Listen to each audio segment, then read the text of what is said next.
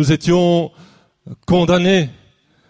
Nous étions destinés à l'enfer, à la mort. Et Jésus nous a donné la vie. Alléluia. Amen. Jésus est le créateur de la vie. Alléluia. Gloire à Dieu. Alléluia. J'ai entendu dans la prière aujourd'hui qu'il disait, le frère disait qu'aujourd'hui, eh bien, c'est le dimanche de la Pentecôte. Dimanche de la Pentecôte, c'est l'Esprit Saint qui descend sur son Église. Alléluia. Il y a plus de 2000 ans, Jésus a dit à ses disciples, allez à Jérusalem, attendez là à Jérusalem, parce que je vais vous envoyer l'Esprit Saint, le Consolateur, le Paraclétos, il sera avec vous chaque jour de votre vie. Alléluia. Gloire à Jésus. Et depuis lors, depuis il y a 2000 ans, l'Esprit Saint n'est pas parti, il est toujours ici présent avec son Église. Et il est au milieu de nous. Alléluia. Gloire à Jésus. Alléluia. L'Esprit de Dieu. Depuis la création du monde, depuis le commencement du monde, depuis la jeunesse, l'Esprit de Dieu, sa parole dit qu'il se mouvait, il était toujours en mouvement, il était sur la surface des eaux, sur la surface de la terre. Et quand Dieu dit la parole que la terre soit créée, eh bien l'Esprit Saint crée. Alléluia. L'Esprit Saint n'a jamais cessé de créer. L'Esprit Saint n'a jamais cessé d'encourager, de fortifier, de réanimer, de guérir, de libérer. L'Esprit Saint est la troisième personne de la Trinité. L'Esprit Saint est ici au milieu de nous. Alléluia. Gloire à Jésus. Alléluia. Alléluia. Je voudrais parler avec vous, Seigneur a mis dans mon cœur l'espérance. L'espérance dans bien des domaines de notre vie. L'espérance, l'espoir fait vivre, comme on dit. Il y a un proverbe qui dit que l'espoir fait vivre, n'est-ce pas? Je pense qu'on a déjà dit, on a déjà entendu. Avoir un espoir dans un avenir, avoir un espoir dans un foyer, avoir un espoir dans le travail, avoir un espoir dans le futur pour nos enfants, pour l'éducation, pour le social, avoir un espoir pour le bien-être. C'est ce que le monde, et je pense aussi, et c'est normal que chacun de nous ayons cet espoir, ce désir, parce que Dieu a promis, a des projets pour chacun de nous. Nous dit sa parole dans Jérémie au chapitre 19, des projets de paix, des projets de joie, des projets de bonheur, et non de malheur. Ce sont des projets, l'espoir, l'espérance qui vient du cœur de Dieu. C'est Dieu qui offre ça en don, c'est gratuit pour chacun de nous. L'espoir fait vivre. Vivre dans l'espérance. L'espérance, comme je disais, dans un avenir, Ici, les jeunes sont en plein examen, ils sont en blocus et ils ont l'espoir de réussir leur examen. C'est en eux, ils disent, j'espère, je vais réussir. Il y a un espoir, une espérance. Ecclésiaste, chapitre 9, verset 4, dira, pour tous ceux qui vivent, il y a de l'espérance. Pour tout être humain, il y a de l'espérance. Le monde a mis son espérance dans le monde.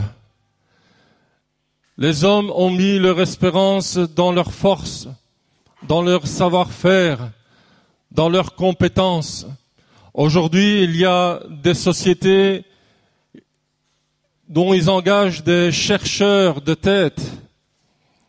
Et ce sont des personnes qui vont dans des sociétés, qui vont repérer d'autres personnes pour les engager, pour les prendre, pour leur offrir quelque chose de meilleur. Ça se passe aussi au niveau du sport. Et nous voyons qu'il y a des transferts qui se font. Le monde a mis leur espérance dans leur savoir-faire. Mais la Bible nous dit que malheur à l'homme qui se confie à l'homme. Mais heureux celui qui se confie en l'Éternel. Parce que l'homme peut simplement intervenir, agir à un certain moment qui est limité. Par contre, Dieu est celui qui est illimité. Amen. Alléluia. La Bible nous parle, et nous allons voir ensemble que la Bible nous parle d'une espérance. Une espérance dont les qualités sont véritables et vraies. Parce que ça vient de la parole de Dieu, parce que c'est Dieu lui-même. Cette espérance. Il y a une espérance pour chacun d'entre nous. Nous avons cette espérance de vivre en paix sur cette terre.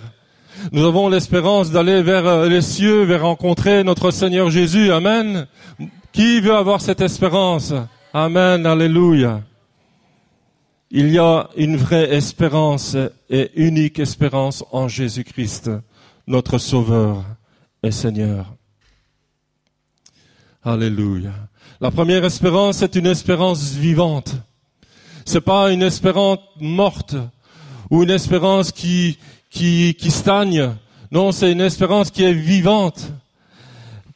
Et l'apôtre Pierre dira à la première lettre, premier chapitre, versets 3, 5, « Béni soit Dieu, le Père de notre Seigneur Jésus-Christ, qui selon sa grande miséricorde nous a régénérés, nous a transformés pour une espérance vivante par la résurrection de Jésus-Christ d'entre les morts, pour un héritage qui ne peut se corrompre, ni se souiller, ni se flétrir, lequel vous êtes réservé dans les cieux, à vous qui, par la puissance de Dieu, êtes gardés par la foi pour le salut, prêt à être révélé dans les temps qui vont arriver, dans les derniers temps. » C'est une espérance vivante, une espérance qui nous a régénérés, une espérance qui va, à un certain moment, va nous faire ressusciter au moment où Jésus reviendra. Il nous portera avec lui. Amen, alléluia. Lorsque les temps ont été accomplis, lorsque Dieu a décidé, eh bien Dieu a envoyé son Fils unique afin que quiconque croit en lui ait la vie éternelle. Jésus qui est né de cette femme qui est Marie, qui est née sous la loi de Moïse. Jésus, comme je disais, est allé à la croix pour le rachat, pour le pardon de nos péchés. Béni soit notre Dieu, car il a tant aimé chacun de nous. Il a tant aimé le monde qu'il a donné cette espérance, une espérance vivante, une espérance que tous les hommes, l'humanité peut accéder gratuitement. Alléluia. Et aujourd'hui encore, frères et sœurs, pour chacun de nous, cette espérance est gratuite. Nous pouvons accéder à lui. Nous pouvons accéder à cette espérance qui est vivante. Alléluia. Sa parole dit que si quelqu'un est en lui, si quelqu'un est en Christ, eh bien, il est une nouvelle créature. Les choses anciennes sont passées. Voici les choses nouvelles. Les choses qui sont devenues nouvelles en lui, en Jésus, pour une espérance vivante.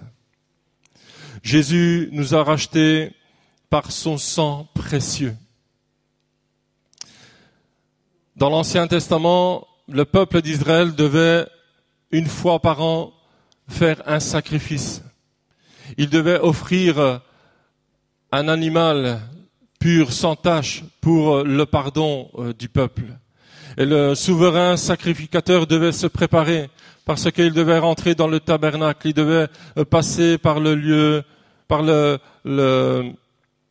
pièce devant, et puis il devait passer par le lieu saint, le lieu très saint, là où il y avait l'arche, le tabernacle, la présence de Dieu. Et il devait se préparer. Il devait être attaché avec une corde, avec des clochettes, parce que s'il rentrait et il tombait mort, il devait être retiré par cette corde.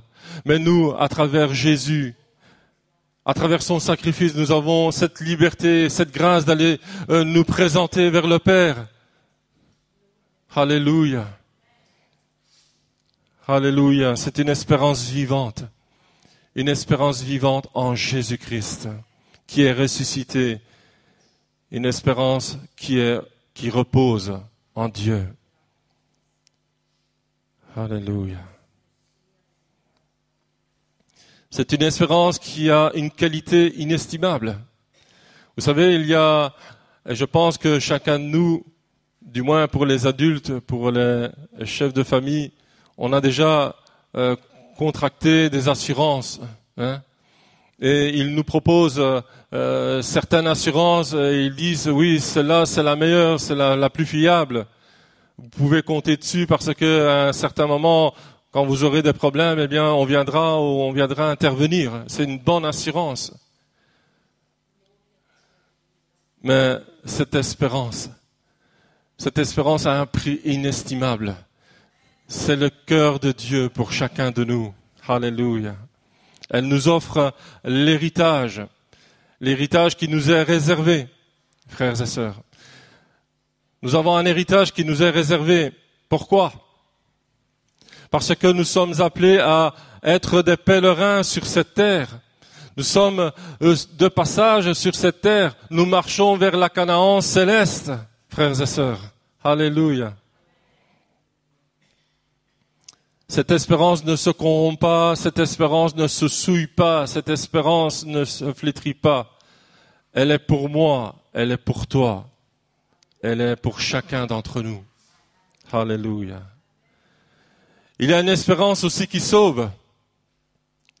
Cette espérance qui sauve, nous pouvons la lire dans 1 Thessaloniciens, l'apôtre Paul dira « Mais nous qui sommes du jour, soyons sobres, ayant revêtu la cuirasse de la foi et de la charité, ayant pour casque l'espérance du salut. » L'espérance qui sauve.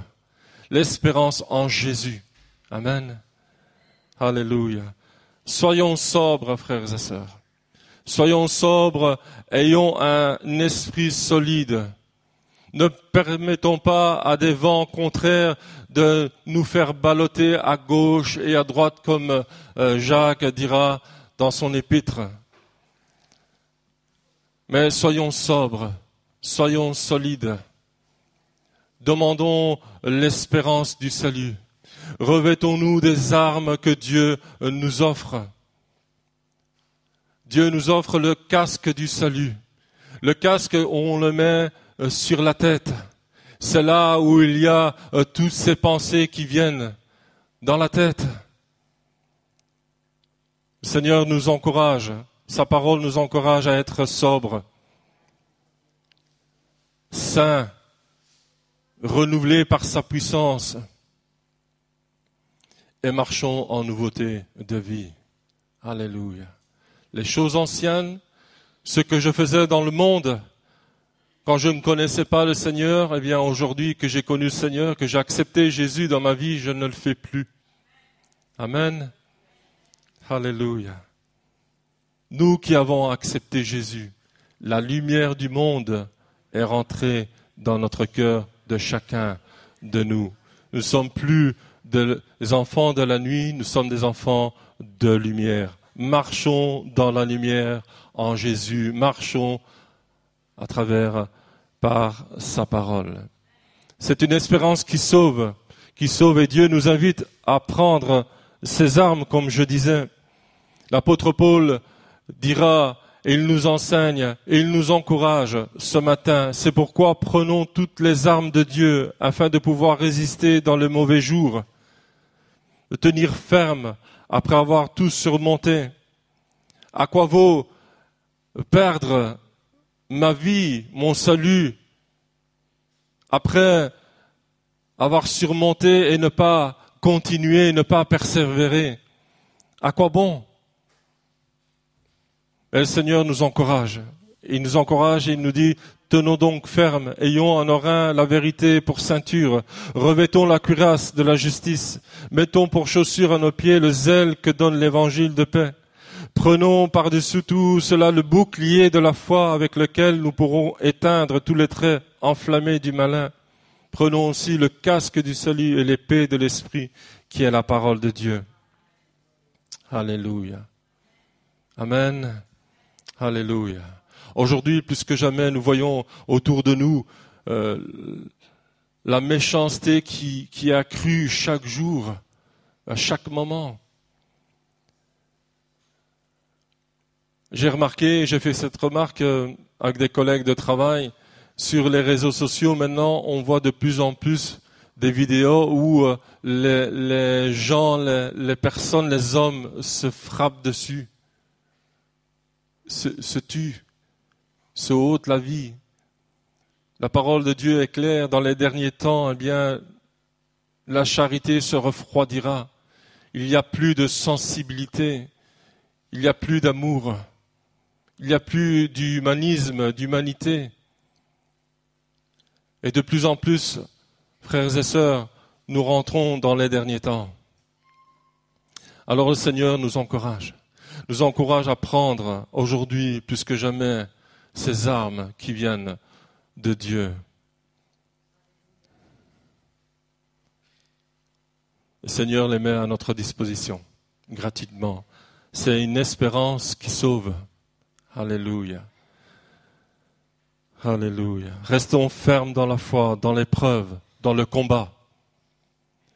Être disposés, avoir un cœur ouvert au Seigneur afin qu'il puisse nous fortifier chaque jour de notre vie, dans les bons moments, dans les mauvais moments et aussi dans les bons moments. Alléluia. Il y a une espérance qui est sûre. Dans la lettre aux Hébreux, chapitre 6, verset 19, l'écrivain dit « Cette espérance, nous la possédons comme une encre de l'âme. » Je pense que nous tous savons c'est quoi une encre. L'encre, c'est l'objet ou l'outil qui fait maintenir le bateau sur place. Et à un certain moment où le bateau doit s'arrêter, eh bien, les marins jettent l'ancre à la mer. Et le bateau reste sur place. Eh bien, sa parole nous dit que nous avons une espérance sûre qui est comme une encre. Une encre de l'âme, sûre et solide. Elle pénètre au-delà du voile, là où Jésus est entré pour nous. Donc, imaginons que nous avons une encre, nous la jetons là, dans le lieu céleste où Jésus est. Et cette encre-là nous maintient stables. Elle nous garde, elle nous protège. Elle nous maintient stables dans la présence de Dieu. Nous la possédons comme une encre de l'âme, sûre et solide. Elle pénètre au-delà du voile, là où Jésus est entré pour nous comme précurseur, ayant été fait souverain sacrificateur pour toujours. Nous avons une assurance, une espérance sûre et stable. Amen. Alléluia. Gloire à Jésus.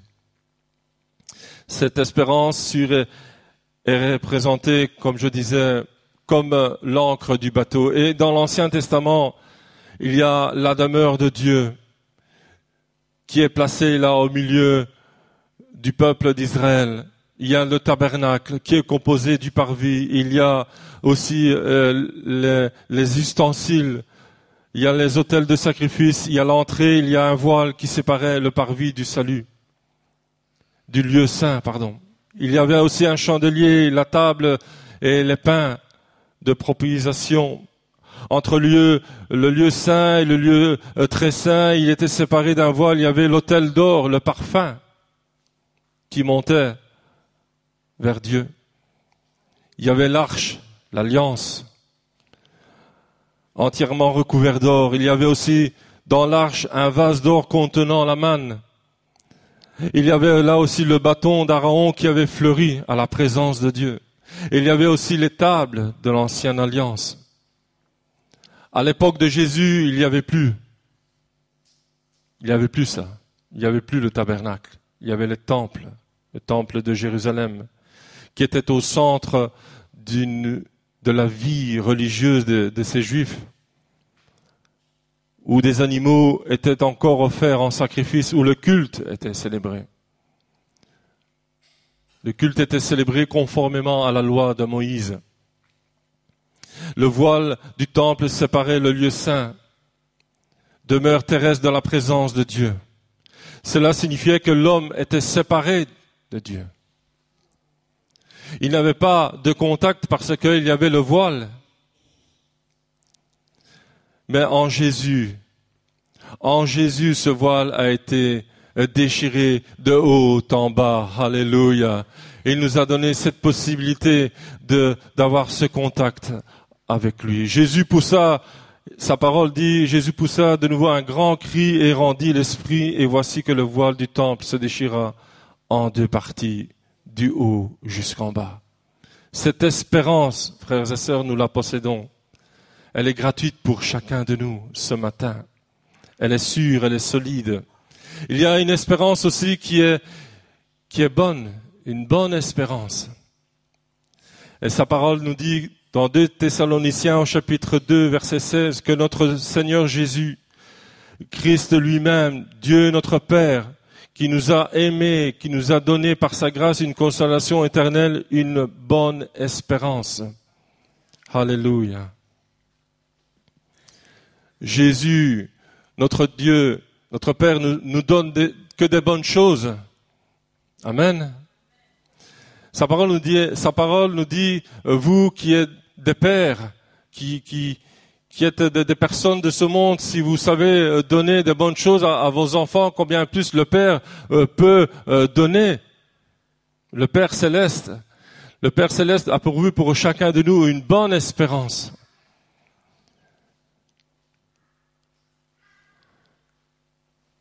Frères et sœurs, dans l'attente que Jésus revient, eh bien, restons fermes dans cette espérance. C'est une espérance qui est invisible, qu'on ne voit pas, c'est vrai, parce que nous vivons dans ce monde, ici sur terre, et quand on espère, on ne voit pas encore la réalisation de cette espérance, n'est-ce pas? On a déjà fait cela, par exemple, quand on achète une maison ou un véhicule et on dit, eh bien, j'espère l'avoir le plus vite, et on ne voit pas encore le véhicule ou la maison arriver, et on espère, on ne la voit pas encore. C'est vrai, peut-être qu'on a été la visiter une fois ou deux, mais elle n'est pas encore là. Et alors on espère. C'est une espérance invisible. L'apôtre Paul dira qu'il y a des choses que nous ne voyons pas encore. Nous ne percevons pas de manière obscure, mais que nous attendons avec persévérance. Aujourd'hui, nous voyons au moyen d'un miroir, donc de la parole de Dieu, d'une manière obscure, mais alors nous verrons face à face. Aujourd'hui, je connais en partie, dira l'apôtre Paul, mais alors je connaîtrai complètement ce qui est révélé. Aujourd'hui, on connaît en partie. Aujourd'hui, nous sommes dans cette espérance qui est invisible. On connaît en partie. On connaît ce que le Seigneur nous donne. Mais quand ce sera le moment, quand on sera avec lui, on le connaîtra face à face complètement. Amen. Ce sera une joie glorieuse. L'apôtre Paul, au chapitre 8, verset 24, à la lettre aux Romains, dira, car cette espérance que nous sommes sauvés, c'est en espérance que nous sommes sauvés. Alors l'espérance qu'on voit n'est plus une espérance. Ce qu'on voit, peut-on l'espérer encore? Mais si nous espérons ce que nous ne voyons pas, nous l'attendons avec espérance. Alors, le Seigneur nous parle de persévérer. Le Seigneur nous parle d'accepter cette espérance. Le Seigneur nous encourage à persévérer chaque jour de notre vie, à croire dans cette espérance. L'espérance de la manifestation des saints. L'espérance du jour de l'avènement quand Jésus reviendra prendre son Église. Alléluia. Pour le moment, elle est invisible. Pour le moment, on ne la voit pas. Mais un jour viendra où nous verrons cette espérance accomplir. Amen.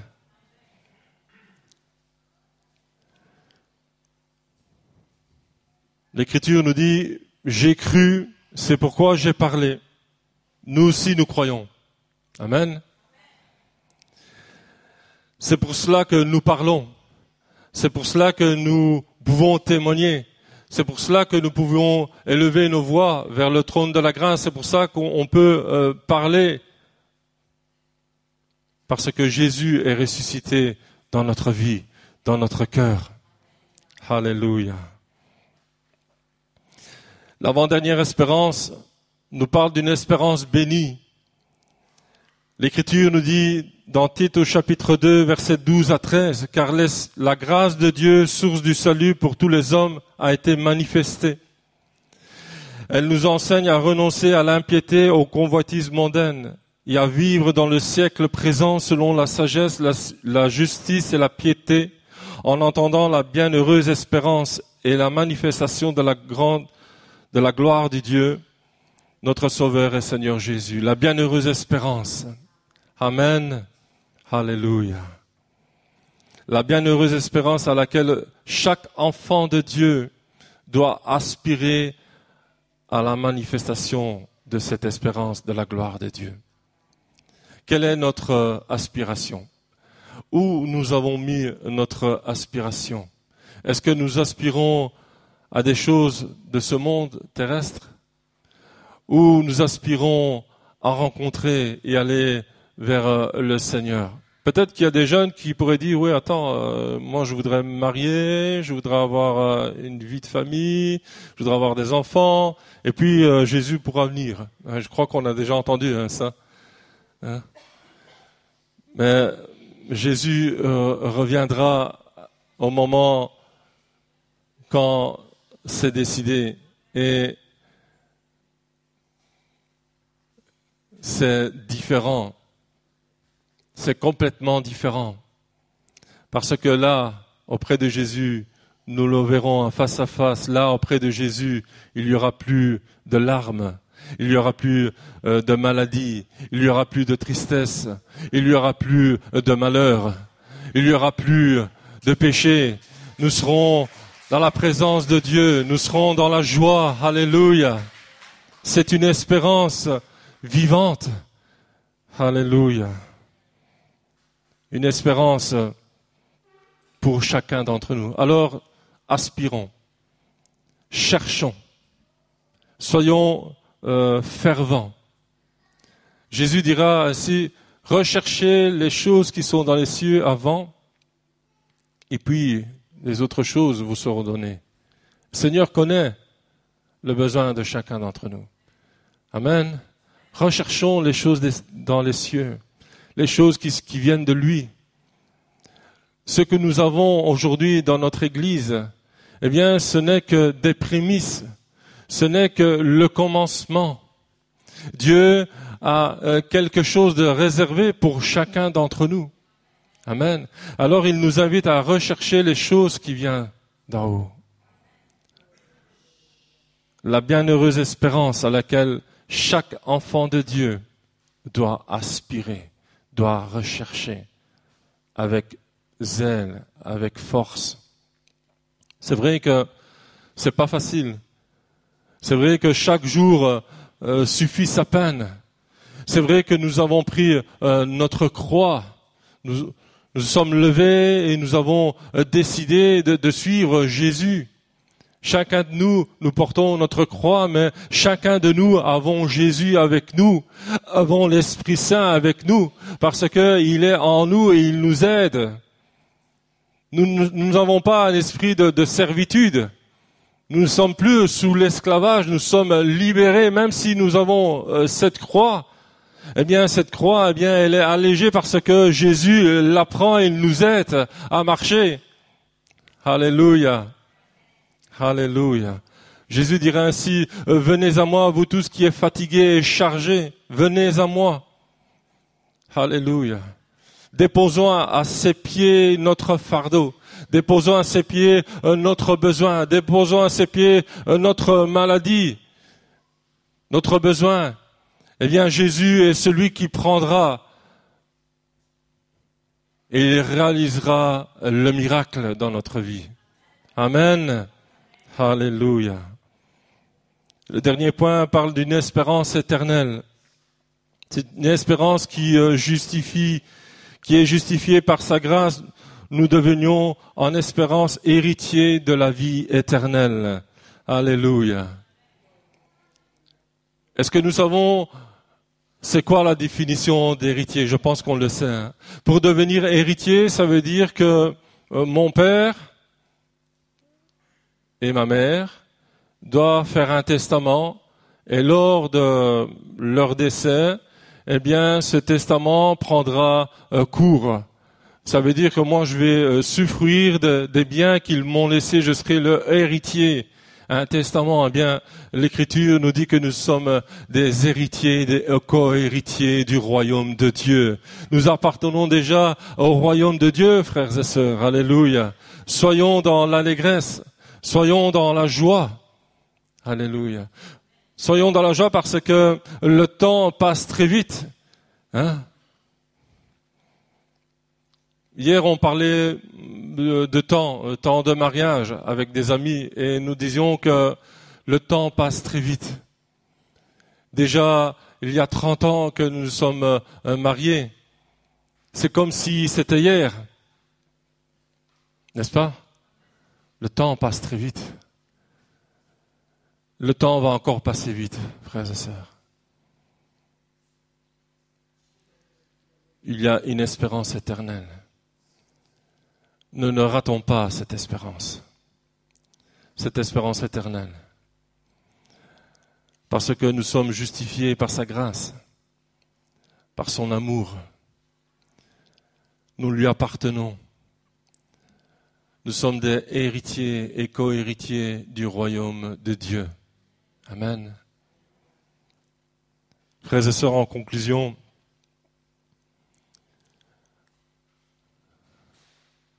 je voudrais nous rappeler que nous étions morts. Nous étions sans espérance. Et Jésus est venu nous rechercher. Peut-être que nos enfants, ceux qui sont nés dans une famille chrétienne, ne réalisent pas ça. Peut-être. Et ceux qui étaient dans le monde, qui étaient égarés dans le monde. Peut-être qu'ils le réalisent autrement. Mais que l'Esprit Saint, ce matin, nous fasse réaliser et comprendre quelle est cette grâce, quel est cet amour de Dieu pour chacun de nous.